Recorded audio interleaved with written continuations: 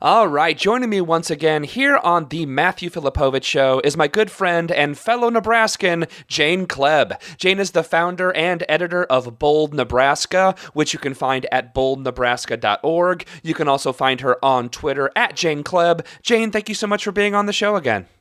Oh, it's great to be here. Thanks.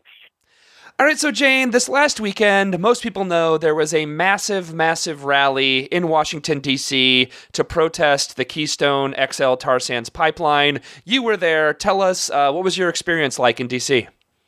It was amazing. We had over 125 Nebraskans in D.C. Rallying to make sure that the president heard us.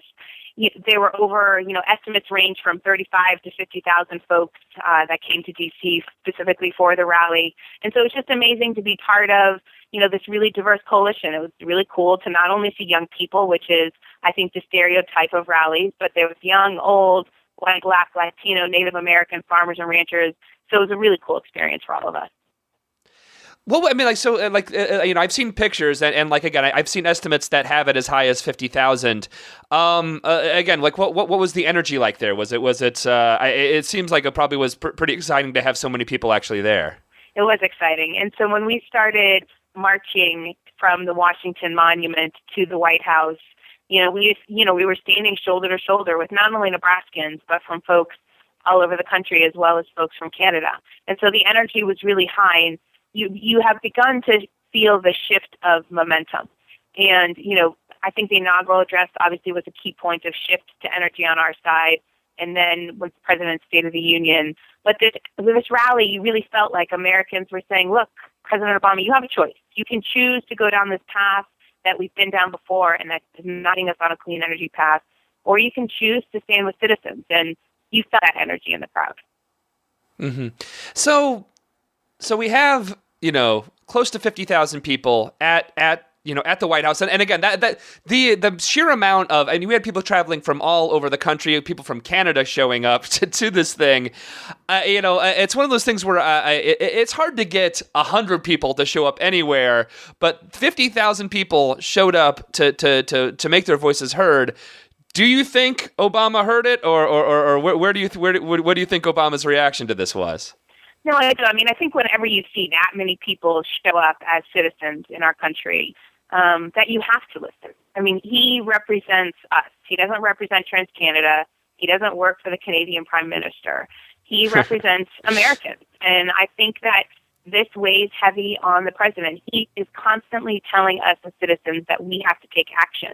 He is telling us that we have to push him to do the right thing. And that's exactly what we're doing. And so, when you listen to the president talk about climate change, or specifically about the pipeline, you hear his concerns about our water and about the intensive energy that tar sands is. And so I feel good about our chances, better than I've ever felt before. So, the process is coming to a head. We're probably going to hear it in March or April, it sounds like, on the end of March or the beginning of April, on whether or not Obama and his State Department approves it. We can hope that he turns it down.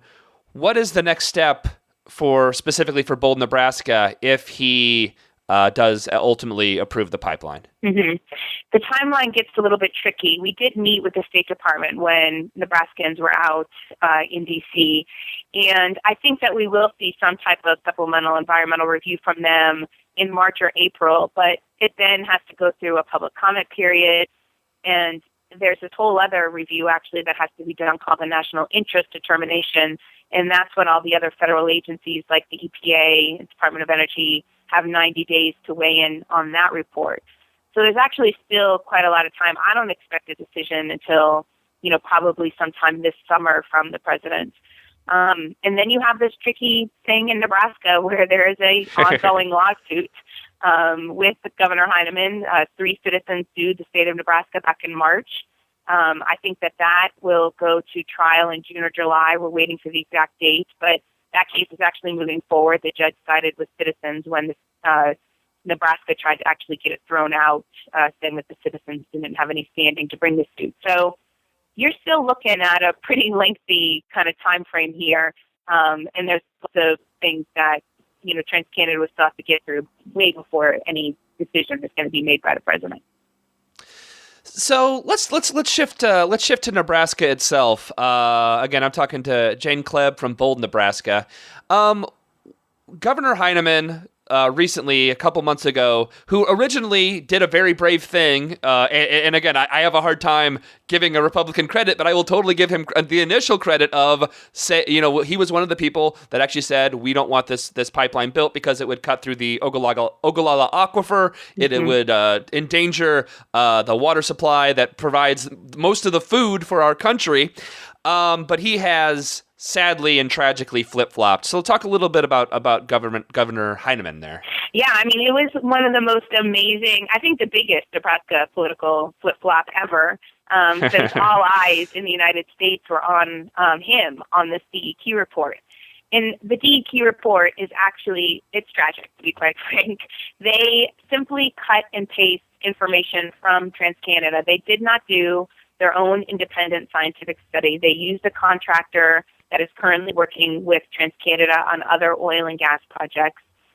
So we obviously dispute kind of the information that Governor Heineman is coming out with, saying things like, there'll be minimum environmental impacts of this pipeline. It's going to bring almost 5,000 jobs just for Nebraskans, which is absolutely not true.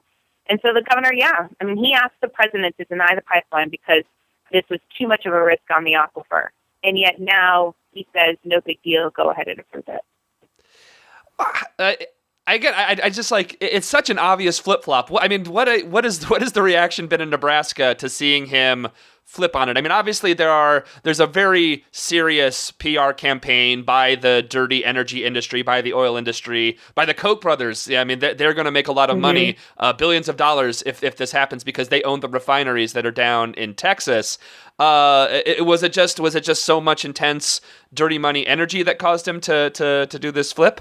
I think it was a couple things. I think, yes, TransCanada's in here. They have lobbied our state government over the past couple of years at the tune of $1 million. And that's just direct lobbying costs. That's not all the advertising and, kind of giving $10,000 to this little small town firefighters or, local 4-H group in order to buy off the local politicians. And so it's been amazing to witness. You kind of hear people talk about big oil money. We've actually witnessed it firsthand, and it's not a good thing for our democracy. And so I think that that's one thing, money and the lobbying dollars.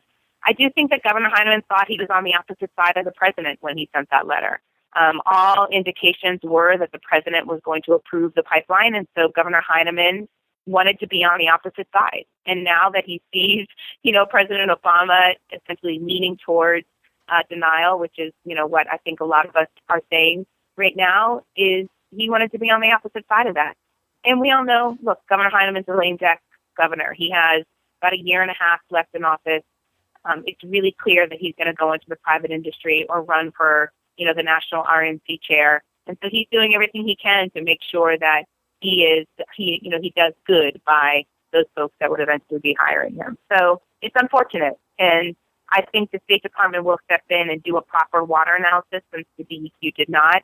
And that the governor should be embarrassed about his decision.